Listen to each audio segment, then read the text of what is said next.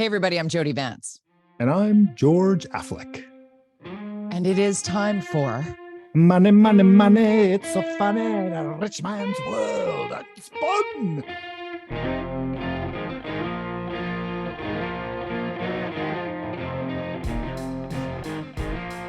ABBA. Oh, ABBA, speed ABBA for you there. Speed ABBA. Little budget ABBA. Budget breaking muffler. I should have done that one. You should. Let's get some sponsorship here. Okay, yeah. so bringing in the people from outside to just look at everything. And I was on Global this week talking about this. They didn't use my best clip, so I can get to those now because so there's a report from staff in Vancouver, the one city that, along with like West Van, a couple others that like go crazy on their budgets. So we had a 12% budget increase last year in Vancouver with a new city council, ABC. Thank you very much. You know, our mayor, a former certified general accountant. Yes. So there's a current committee putting a plan together, but staff came back saying prepare for a 9% increase, tax or budget increase. Every 9%. Year for 4 years. I know. And so I'm like, no, this is, and so there's that, which is bad. It's early days, and there's a committee that they struck to look at the finances, but then in the next breath, I see them announcing and more spending that they're doing on, South. It's like, okay, you guys, stop. You can't keep saying yes to everything. The challenge that I had, and this is what wasn't quoted in the Global story, and this is what I think is going to happen, is ABC, if they don't get their shit together, or E there on that one, financially, a second party is going to start up on the right side of the spectrum. It's going to split the vote, and the left will slip up the middle. This is what happens every time. You've got to show some kind of fiscal prudence on your budgeting to prove that you are it's not going to fly if they come in with 3 more 9% budgets. They're just going to they won't lose, but they won't win either. You know what I mean? It's like, guys, come on. I just already hear rumblings from people who talk to me about another party starting up or the NPA reinvigorating or whatever, but probably a new party. I mean, you see the split on the right all the time, and it's happening provincially. We'll talk about that later, but it's just, so I'll be interested to see the fall, but if they don't come in with a rate of inflation increase, which right now is what, 3.6 now? It's down to 3.5, 3.6. If it sustains at 3 to 5, if I see a budget higher than 6.9%, I'll give you 6.9 for this year, but I want to see 4 and then 2 for the budgets after that. You can't do this to us. You can't. Yeah. So George, then this is just opinion, like seriously unpacking opinion here. Do you think that there has been a shift with the mushy middle or even the left when it comes to what fiscal responsibility might look like? Because there was a time where it was like, spend all the things for the left and the mushy middle. And right now it's like, even the right to a certain degree. Right. I mean, sure. But just in terms of, because I'm often, right down the center line, but like many, I think in Canada, rightly or wrongly, but I fear the vote splitting because the antithesis of what the goal is ends up happening. That's the thing. It's like looking south of the border. Let's take it out of, because I think it's complicated when we look at municipal politics, because not everybody votes. So it's whoever can get the people out. Win. But when you look at the United States and you see, like in the past week, Liz Cheney being asked if she would run for president as an independent, start a third party down there, and everybody clamors up to their rooftops and says, if you do that, Trump will win again, right? Because now we're voting to make sure that doesn't happen.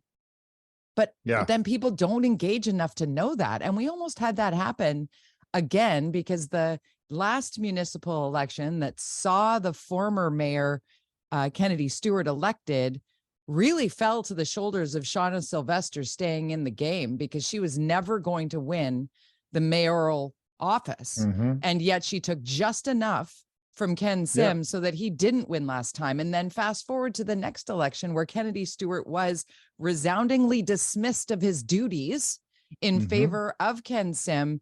even with a Colleen Hardwick late push that tried, and Colleen Hardwick was never going to be the mayor of Vancouver. No, but as far as if she'd done a better campaign, she could have taken more votes. She could have, which would have landed Kennedy Stewart back in, and he was resoundingly fired by people of Vancouver. Yes. Right. So, and I'm speaking vehemently to your point, because I could not agree with you more in the chaos that will ensue if the current majority municipal government doesn't find a way to pull in the yes, really glad 100% of people said, and oh my gosh, another unanimous, okay. Nobody's surprised by your unanimous vote with a majority government that is strong as what ABC is enjoying right now. What the people of Vancouver need is some relief from the cost associated with the bloated government that we have allowed to grow day in, day out, incarnation after incarnation. We go all the way back to Moonbeam here. We got a solid couple decades to fix. And you said it, they're trying to fix it all up front. You've said to do that. You've said to do that, right? So where are we in the fix it all up front? If you're going to do cuts, you got to do it early. Otherwise, that pain that those special interest groups, and you saw it with Kiefer, which we're going to get to next, but you saw that, and I guess we can kind of touch on that. But you know, the housing file, the biggest challenge with this budget that the city has is that the downloading that's come from the province and the federal government, which Vision kind of embraced this capital spending on building housing. And so just to give you a perspective, when I started on council in 2011, the capital budget, two budgets, there's the operating budget and the capital budget. The capital budget pays for infrastructure and, you know, whatever. It didn't used to pay for housing. It used to be under $200 million per year. And now it's sitting at 400 million. Well, it's like it's $1 billion for the term. It's ridiculous. $1 billion over 4 years. Like it's so much more money, and 90% of it is, you know, of that extra money that's going is housing. It's just a portfolio that, but I don't see ABC changing their mind on the housing file and reverting back to traditional capital spending, because now with interest rates at 9% or 8%, the city borrows money for the capital, which they usually have to do. They don't get it all in development cost levies and the CACs. Right. They have to borrow the money. Now at not 2% anymore, not 4%, 8, 9%. And so that goes into the operating budget. So if you have to borrow $200 million at 9%, I mean, do the math. That's a lot of money. That and paying down the debt comes out of your operating budget. So right now the operating budget represents the actual paying down the current debt is almost 20% of the budget. And I think now is a good time to point out, because we throw around numbers a lot. Billion. Do you know how long it takes? If you and I started counting right now, 1, 2, 3, 4, 5, 6, do you know how long it would take to get to $1 billion? Yeah, it's 30 years. To the next election. Really? No way. 30. Yeah. Really? The difference between $1 million and $1 billion is like 1 year and 30 years. Really? Holy man. It's insane. We throw around numbers thinking we know what we're talking about. We don't. We just don't. We super don't. Let's talk about the key tax bill. I know what I'm talking about. I'm like, oh my God, don't even start. Don't even start. Yeah. But the Kiefer is an example of a chaos that continues at City Hall. They did approve it unanimously. This is a project in Chinatown that has been going on forever. For, I don't even know, 10 years. Simple little project. When I was on council, it had they came to ask for higher density, so they put in a social housing and a community center, a whole bunch of stuff for Chinatown. We approved it. The how many years ago was that? Can we just that would have been 2016, 17, I think 17, right before the election. And then staff went and turned it down for design stuff. And I'm like, what? And because they felt pressured by the community. And so it went back, and then they brought it back, and they turned it down again. They brought it back as per zoning, and it got turned down again. And so they sued the city, and the judge said, you have to see this again. They saw it again, they passed it. So they passed it now. And it's a nice little building in Chinatown. But this is an example where the voices are so loud against something that you lose perspective, and it's tough as a politician to accept that. Now, in this case, there were no politicians necessary, because it was a staff decision. It was a committee decision, so it wasn't even political necessarily. But it's astounding because it's not political and the staff is there and it was voted on and it was approved. But I'm so confused, and I've been covering this story, and it's like the community says this and the people that are for it say that, and it looks like it's going to fill that need for housing. But if we're going to argue for 7 years over building buildings that will house people one at a time, we are so screwed. Like, and Chinatown is dying right now. Yeah, just go down there and walk around It's and find dying. anything that's open, for that matter. It's nothing. It's my favorite part of this city as a child. When going to places, my 2 favorite places, even beyond, and I love the P&E and Playland and all that. And you know, my grandparents would take me to the aquarium. I'd be sad at the polar bear exhibit, and I would feel very wrong at the whale exhibit. I didn't know why I felt crappy about those two things, but as a kid I did. And I would prefer to go to the food court at Woodward's on Hastings Street and dim sum in Chinatown, or a bowl of wonton noodle soup in Chinatown at an authentic restaurant, and go look in the shops and muse at the ginseng. Like I would literally as a child look around and think, and I'm so sad to see what's happening in China. I don't know how to fix it, but I don't think that putting a community office there is going to do that much. I don't know that, you know, hopefully changing the parking thing, because I did stop going there when the parking got like remarkably expensive. Well, when it cost me an extra $10 to shop down there, I wasn't going. Guess, right? Yeah. Yeah. It's, you know, and when I first started in 2011, there was a bunch of developments that happened down there. Yeah. And we approved a couple of big developments down there. Not a peep. Nobody complained. Keith, this one project comes along and it stalls everything that's come since. Why? And so nobody's even bothering. Unspin it for me. Why? Well, there's I don't know what what is that it? site specifically is next to the Chinatown. It's very. It became a really political football. Yeah, basically, because I don't know why it just resonated with people. It's just the location. It's an empty parking lot right now. Teeny little parking lot. It's a piece of junk.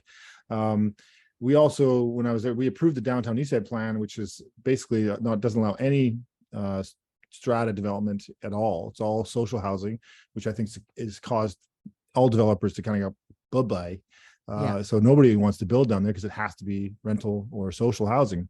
So you have which is right next door to Chinatown. So it's a double whammy, and you have this very vocal group, and then you have this whole terrible plan for the downtown East Side in general. So you're just pushing away to anybody who's a developer. And by the way, developer as a dirty word, you know, church groups are developers. I have 2 buildings next to me that are social housing developed by church groups. You know, these are developers are people who build things and get them done, and they could be anybody. Nobody wants to do anything down there because it's chaos, including Chinatown. And so the city is trying to create this. I worry about a Disneyfication. I've talked about this before in Chinatown. We don't want that. So how do you subtly reinvigorate a community if you don't put more people there? You just got to put more people there and make it affordable for the people who have always lived there. And I don't know how that happens either. Right. But the mahjong playing grandmothers upstairs. Well, my girlfriend, Sally Pateman, opened a restaurant, Sai Wu, down there, and she advocated, she had to fight to keep a neon sign that had been there forever. Yeah, those kind of things are stupid, pushing away everybody. Yeah, it's stupid. And she fought so hard, and then finally she said, I'm out. And she kept everything. And that was the reinvigoration that I thought was that hybrid model where there's a bunch of restaurants on Kiefer that were opening up. They were kind of these fusion places, really cool, really delicious. Bao Bay, Kiefer, all of those. They were all kind of opening up. Yeah, and then they just stopped. It just stopped. There was a London pub that was kind of cool up, which is not, up on Main. All these places were kind of it was really starting to take off, and then development stopped and people stopped moving there. And guess what happened? And not just all kinds of people who own strata, people who rent, people who are in social housing. If you look at the West End as the most diverse neighborhood in the city, it's the most, it has high rises, it has a house, next to a high rise is a single family home. It's the craziest neighborhood probably in Canada. You got a 20-story building and then a little house next to it. And a big chunk of character homes that have been there since the beginning of our city. and and then social a housing, hospital, and seniors housing, and then and a church with a church, yeah, and then 2 cool streets and yeah, 3 cool streets. I mean, it's got everything, and it feels generally safer than Yaletown, yeah. by the way, which segues to the class Right. action lawsuit that's Let's go happening. there. That just got Let's announced. go there. There's a new lawsuit that's targeting the city of Vancouver over the Yaletown OPS, the overdose prevention site. You live in Yaletown. Walk Tell away the from that, story yeah. from the beginning so people who are just coming to this understand what's what. Well, if you go way back, Wall Center, Peter Wall developed a building on Richards. He owned a piece of property. He owned 2 pieces of property, basically. And he said, well, I'll tell you what I'll do. I'll give you some higher density on the one on Richards, and I'll build you and you on this other piece of land over on Seymour. And so the city said, great, we approved that. It was a really cool idea. Didn't cost anybody anything. It's a nice piece of social housing, and it's got a bunch of retail space in it, right at the corner of Helmkin and Richards.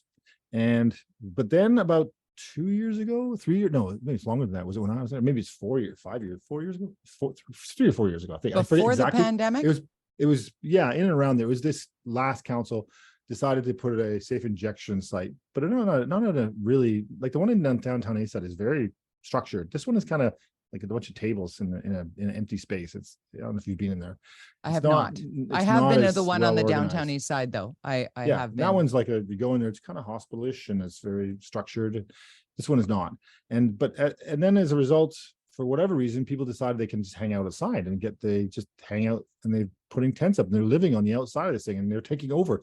Right across the street is a park that all my kids played in. It's right across the street of one of the biggest playgrounds in the Yaletown, right across the street. And there's just a bunch of neighbors, and there's a whole bunch of social housing along Seymour with a lot of vulnerable people who are trying to get out of this world. They're trying, there's several organizations. I mentioned those 2 church groups. There's other ones. They're all in that area, and they have strict rules on drug use. So as a result, a lot of these people who are suffering now have this place that's right on their street to go do drugs. And so you have this enticement, and you see the drugs, and you can buy them right there now, and take them right there. So you're walking home to your social housing that's being built. And okay. Well, I mean, you don't do that to people who have addiction problems. No. And so it's gotten chaotic. It's causing crime. I can say that without doubt. I know that Amanda, that doesn't feel safe. Mike, who's in that story, who's part of the class action lawsuit, Mike Wilson, who I know through politics, and he and I are at the Campaign University, so we're working on that together. His wife also doesn't feel safe. It's crazy how it's changed. And one of the concerns, you think Yaletown, oh yuppie, ooh, it's not, and it hasn't been. It's been I raised my 3 kids there. It's a great neighborhood, but guess what's the problem with this? What's going to happen? The potential decline of this community, the potential value of the real estate. Things can turn around really badly, really quickly in a neighborhood. You just have to look at the downtown East Side. If you went to the downtown East Side 30 years ago, there were still people with drug addictions. As I pointed out, as I pointed out, my grandmother would take me down there to Woodward's. Exactly. We would go look at the windows. Yeah, that was 30 years ago. And there were people down there that were I got my hair cut down there. That's where I used to get my hair cut. But there were impoverished people, people living below or at the poverty line, without the level of without the element of crime associated with what we're seeing today. The desperation. I did. I don't now. No. I don't feel safe in Yaletown. I don't feel safe on Granville Street. I don't feel safe on Broadway, because there are people who are living in the clutches of the drug and opioid addiction cycle that you're talking about. I think that, and again, I don't have the answer here, but I think that places like OPS have and continue to save lives. I also feel that not allowing people, that's the wrong term, creating an environment where people are camping out on our city streets and openly using drugs and running, frankly, a chop shop for stolen goods, which is right in the open, and nobody's doing anything about it. And that comes back to what to do. Because you take somebody who is breaking the law so openly, and then you put them through the judicial system. You arrest them. You put them in, and then you go, okay, what do we do with this person? Are they a danger to society? No. Okay, let them go. Okay. You know, and we The police are like, we can't do anything. We can. Yeah, I know. There's It's like and then there's this. the It's whole like housing this. file, and Oh, there's totally. multiple Which we'll get issues to. here. Yeah. But So let's go to whether or not this class action lawsuit has merit, we'll see. So let me But it's explain certainly this. drawing attention to it. I'm gonna read out exactly here from the article in the Vancouver Sun. The proposed class action lawsuit filed in BC Supreme Court alleges the City of Vancouver, Vancouver Coastal Health, and Rain City Housing and Support Society have failed to prevent people from using the overdose prevention site from, quote, unreasonably and substantially interfering with the use and enjoyment of neighborhood properties, end quote. So there are two representative plaintiffs, as you mentioned, Yaletown resident Michael Wilson, and a company called 1111 Seymour Residence Limited, a subsidiary of Wall Financial Corporation, which owns the apartment building beside Seymour Overdose Prevention Center. So this new lawsuit follows a separate earlier petition filed last month in BC Supreme Court by 1111, seeking an order canceling the overdose prevention site's lease at the location. So this is a double down on what is an ongoing and frustrating issue, George, because I don't think anybody just wants people to die here. And anytime somebody pushes forward with this needs to change, it's like, you don't care about people. It's like, it's a tough one. Actually, we do.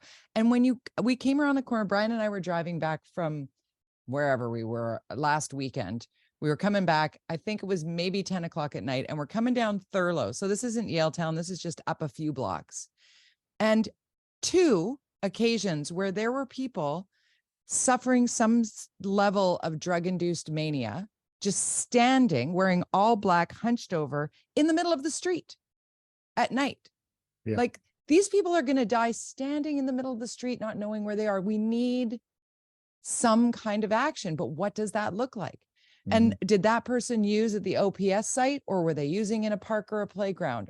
That they were using tainted drugs that put them in this state, and there's no place to go, and there's no place to live because the SROs are run by slumlords. Like, some of them, I don't know. I mean, right, but it's the provincial level problem. It's a federal level problem, and nobody has the answer because, George, this just it's a global phenomenon. This isn't just happening here. And nobody knows what to 100%. Do. And I've got a op-ed coming out soon in the Sun that you'll see that talks about this issue, housing and this downloading from the federal and provincial government. So it's a long one. It's a long one. Okay. But, let's talk about Brad West. And that kind of bridge, it's a good bridge because breaking from the NDP. Yeah. Plan. Well, and there's quite a few mayors saying, hey, enough is enough. There needs to be places where people don't do drugs, and we need to be able to enforce them. Enforce this. And it's crazy that it was actually not possible, that it was contrary to regulations to enforce. And so when did that happen? Because I remember a time when we thought we were beating the system by sitting on the law courts or the Vancouver Art Gallery steps to buy a gram of pot. There were like all the teens used to go down there, and it used to be such a thing. And then you'd scurry off to the side, and then you'd find a place and you'd hide out. And now people are just like, right. Sometimes I've seen in that same playground I mentioned earlier on the playground equipment. It's just madness. So Brad West and other mayors, there's several across the province who are being very vocal and being tough about this, saying no, not in our parks. And there needs to be places where people feel safe, that are controlled by our cities. So where, in case not in Vancouver, not the city, by the park board. So you can't, you got to get the park board to make that decision. So it's interesting though, that it's hard to do that. It's like, I mean, that's your job as a city government, isn't it? But no, apparently you're not allowed to push that kind of things, and you're not allowed to, like, wow. Anyway, it's wild that we go from the OPS and a lawsuit against having an overdose prevention society where is a legal place to actually consume drugs to you're not allowed to do it at the park. So if you don't do it at the park, you need places like OPS, but nobody wants a place like OPS across the street from their house. Nobody. And the people that are using drugs don't want to have to take 3 SkyTrains to get to it because they just won't. They'll do it at the park. So where are the, we should point out that many people who suffer from addiction aren't on the downtown east side, aren't using an overdose prevention site. And so many people dying either. The people that are dying are exactly. Yeah. We all know somebody. I have friends. We all have friends. I've lost count. I've lost count. Who are like, what? They Yeah. died of opiate? What? They were what? Yeah. It's crazy. Terrifying. But yeah, I know. So it's going to be interesting. I think that I don't know. It's just the solution is so obvious on so many levels, but it takes multiple decisions by multiple levels of government to make the change in a 30-year time frame. That's what's painful. We will probably not live to see the solution if it were started today. So, but it has to be a housing, drugs, crime, all these things have to happen simultaneously. And the echo effect of the pandemic hasn't even hit us yet. Like the stress on society as a whole, and the substance use and abuse that will come with that, not to mention other illnesses from heart disease and all those things that whatever. I mean, just like people had a rough few years and didn't take care of themselves maybe the way they should have. Some did, but a lot of people had a rough few years. I know certainly as a business person, it's been a rough few years. I think anybody in business in the last chaotic 3 years has not been a fun trip. So. Right. And even those who held on by their fingernails through the pandemic are feeling the echo effects of it now, cuts and layoffs and downsizing and minimizing and slashing. Slashing the budgets on whatever, what many of us, whatever, thought, okay, we made it. It's like, still the effects haven't hit. Some things are pivoting, changing, that we should probably point out. I think the air conditioning announcement, the budget to help people. 8 million. I mean, it's an interesting announcement. It kind of a little bit backfire there because people start doing the math and they're going, hey, that's only like 1,000 air conditioners or whatever. I don't know how that $1,000 a pop, or it's about $1,000 per air conditioner or something. Yeah. So but hey, it's something. A lot of people died in the heat waves, and I think great. Let's just it's a quick, as long as the right people are getting them. I think when I heard stories about the electric bike grants that were available like last year and who got them, it was not the people that a lot of people I know got those, and it wasn't the people that needed the discount on the electric bikes. So it's you create these systems of choosing, and you sort of like, how did you get that? There are always people who will look at it as an opportunity to save a buck instead of looking at it as people who actually need them. Yeah. So we'll see. I mean, that's it's a co-op relationship with Hydro, and it's the kind of thing it's a quick solution in government. It doesn't happen very often. How can we save a bunch of lives? Happy to Here's see a bunch of air conditioners. Yeah, I mean, start there. But let's start a conveyor belt of that. Anybody want to help and they don't want to just cut a check to a random charity? Here, you can buy this many air conditioners and it'll go to the next people who are on this list. That's a good idea. Yeah, and the people on the list have to show their most recent tax return. It's like direct taxation. Whatever. Yeah, exactly. Yeah. It's like sending, like a partnership, or what are those things when those commercials about kids in South America or Africa, or where they can donate to this and you'll get the UNICEF model, right?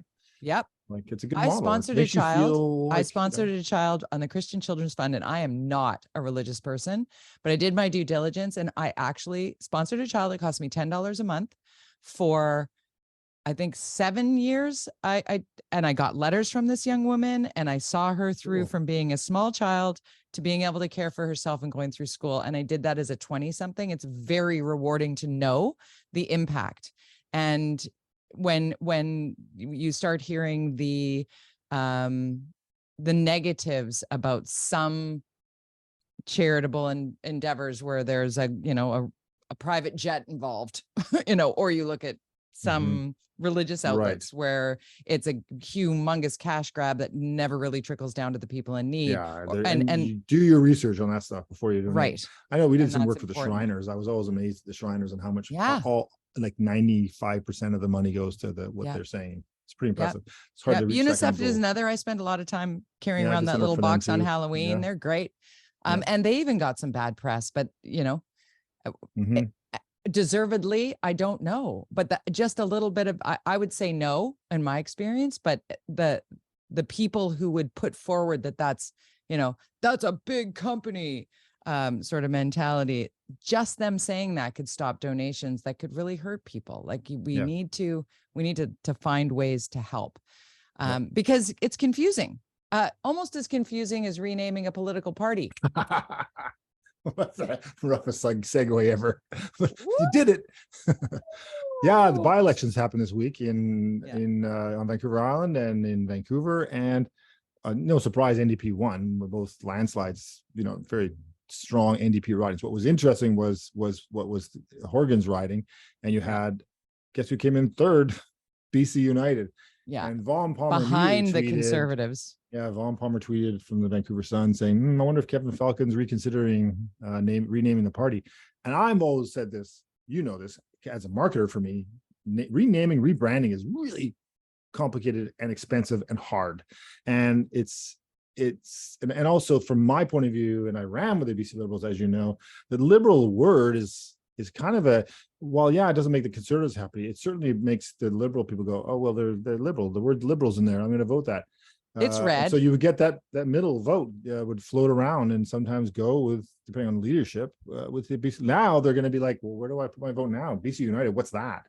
And so you have. Sounds like a soccer club.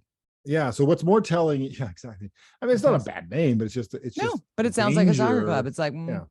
And then you have what do they stand for? Yeah. Yeah. But the biggest concern is the rise of the Conservative. And just like we started this podcast today of talking about Vancouver and ABC, you're risking now a split on the vote on the right. And the NDP are just going, thank you very much. And David-Eby said, because a lot of speculation that might have even been in that Vaughn Palmer article. I can't remember. I read a bunch of stuff following along on the by-election, but it was about, now with them being such landslide victories for the NDP in those by-elections, and does this signal possibly an early election call? And David-Eby's like, no, we're going with the fixed date. We're sticking to that. Like, he's really sticking to just not even skirting it a little bit. He is like, not happening. What do you think about that?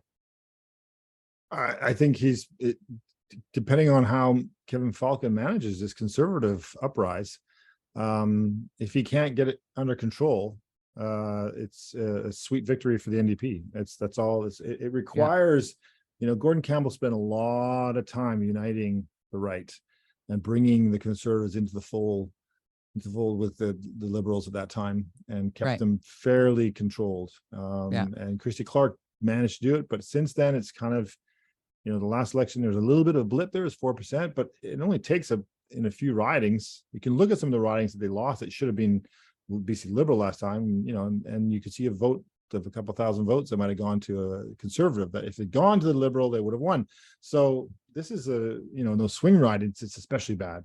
And if they were to have a close vote where it was minority, and we had a minority government in the last term, and it was pretty much 50-50 on the election from 2017, as far as where it landed. Of course, the next election it was a landslide, but it's just, you just want the mid-pandemic one. You can't have even federally now, having so many political parties as a result, and people might like this, you create these alliances. So the only way it would work for the BC Liberals / BC United / Conservatives, this group, is that if they do manage to win enough ridings individually, that's enough to give them control.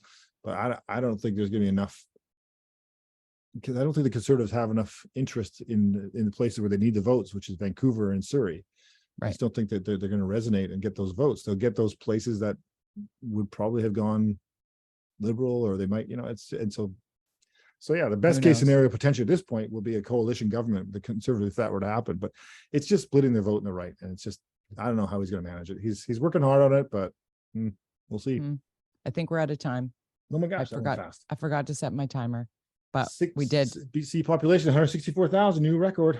That's population growth 40 years, crazy. Slide that in there. Let's go a little bit over time, because I think it's really important that people understand just how quickly our province is growing when it comes to population, and how slowly we're growing when it comes to housing, and the chaos, particularly in the city of Vancouver, with regard to permitting and getting through. I mean, it's just, what's the answer? Like, is it a federal?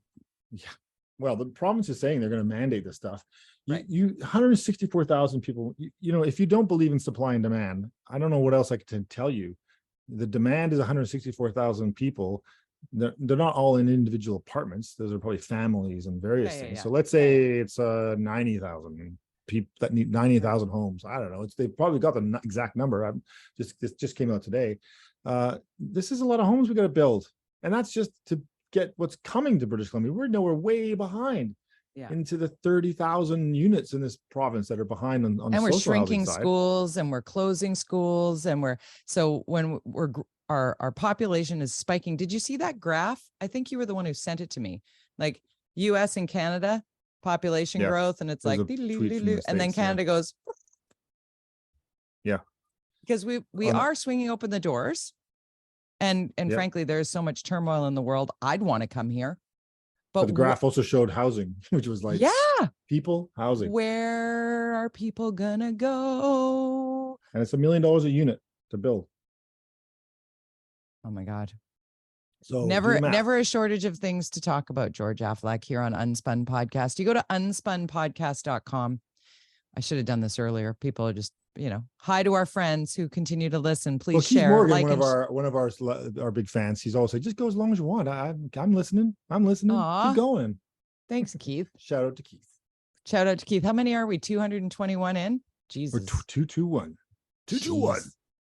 At George _ Affleck on Twitter, at George_Affleck on Twitter. I'm at Jody Vance, Jody with a Y, at Jody Vance on Twitter.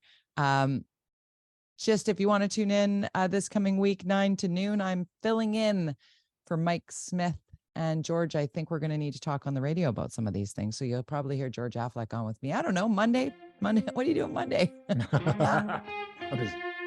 We'll talk. Okay. See you later. Have a good like weekend. and subscribe. Peace out. Bye.